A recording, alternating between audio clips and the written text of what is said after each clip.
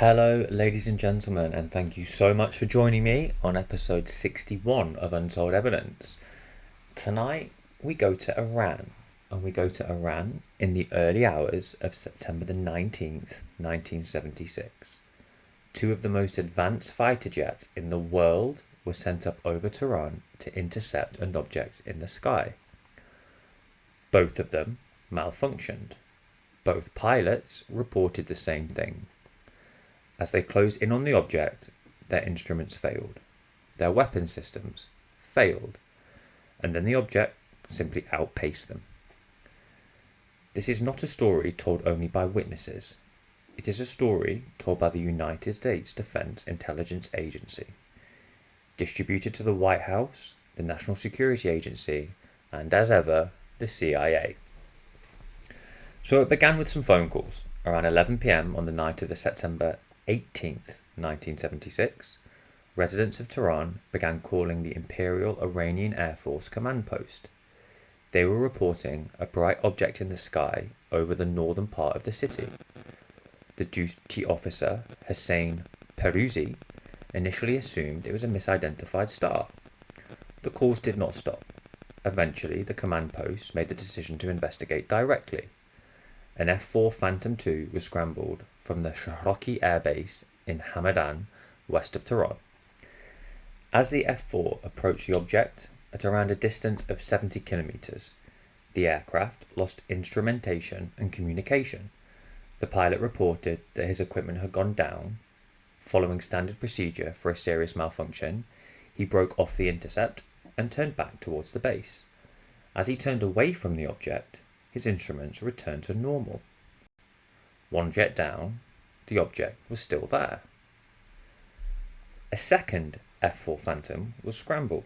The backseat radar operator obtained a radar lock on the object, and according to the report, the radar return indicated an object with a radar cross-section comparable to that of a Boeing 707 tanker aircraft. So this is not a small object. The pilot, later identified as Parvis Safari, reported that the object was so bright it was difficult to look at it directly. As his aircraft closed the distance, the object moved away, maintaining a constant separation. It just could not be caught. Then, according to the report, a small, bright object detached from the larger one and then came towards the F-4. The pilot attempted to fire an AIM-9 air-to-air missile. At that moment, his weapon control panel went dead and he lost communication. The pilot took evasive action. The smaller object, he said, eventually returned to the larger craft. A second small object was then said to have descended towards the ground at a high speed. The pilot expected an implosion on impact. Instead, the object appeared to land gently and then cast a bright light over a wider area. Two jets, two identical equipment failure, one object that could not be intercepted. So what separates the Tehran incident from the countless of other military UFO reports? A Defense Intelligence Agency report on the incident was produced and distributed within the United States intelligence community. Its distribution list included the White House, the National Security Agency, the CIA, and the Joint Chiefs of Staffs. The document was later released on the Freedom of Information Act. The report contained an evaluation section. In it, the incident was assessed as a credible report involving an unusual aerial object.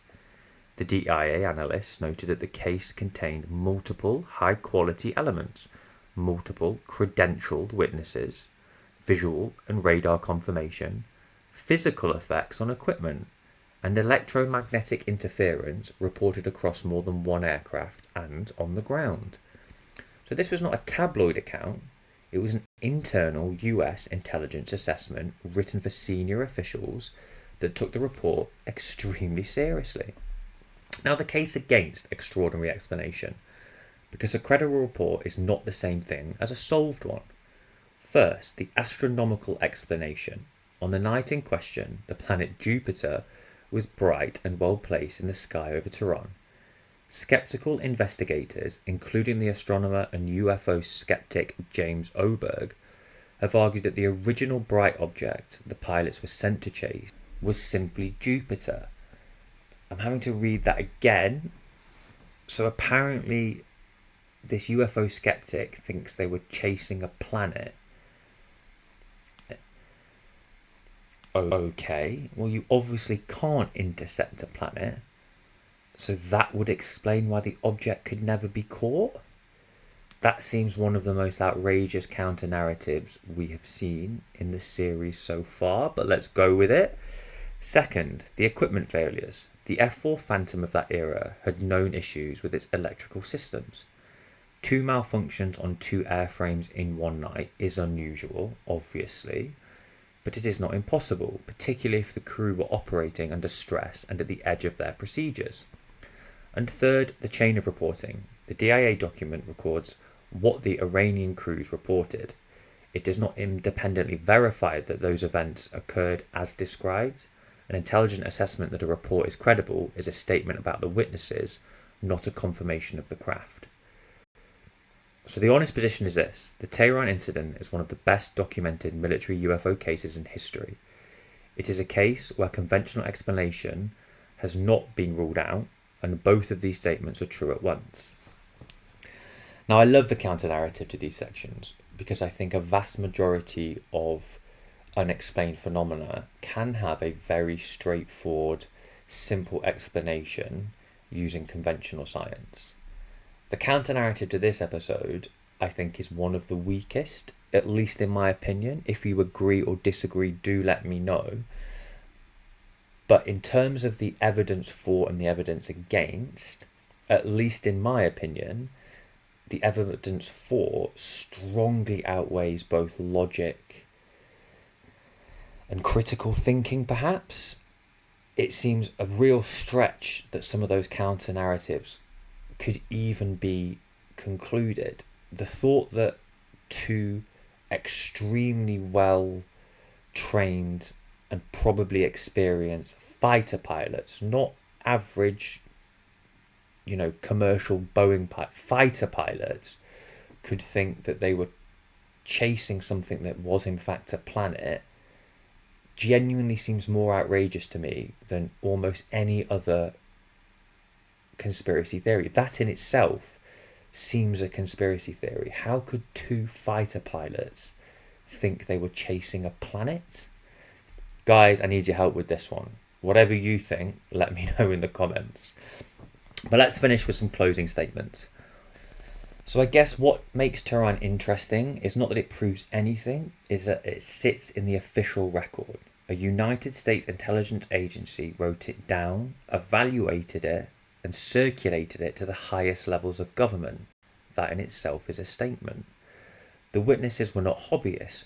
Obviously, they were military pilots flying frontline aircraft. They surely were the best of the best. Parviz Jafari, the pilot of the second jet, retired as a general in the Iranian Air Force. In 2007, he spoke publicly about the incident at a press conference in Washington, and he never changed his account. Jupiter or something else, the instrument failed either way, and the document is still there in the file, exactly as it was written in 1976. If you want to read the DIA report yourself, the link is in the description. Tell me in the comments what you think. Any opinion, have we got it wrong? Have we got it right? I would love to have a discussion with you all about this. This has definitely been one of the stranger episodes for me to cover, as I've never heard of this incident before, and the counter-narrative seems far weaker than the documented evidence, something that has taken 61 episodes for me to at least formally say. I have my own personal beliefs and bias, and I do try to keep that separate from what the evidence says. But here in the counter-narrative, I think that is far more conspiracy theorist than the documented evidence. But please, guys, let me know what you think, and let's get to the bottom of it together. Thank you so much for joining us for this one. We will see you in the next episode.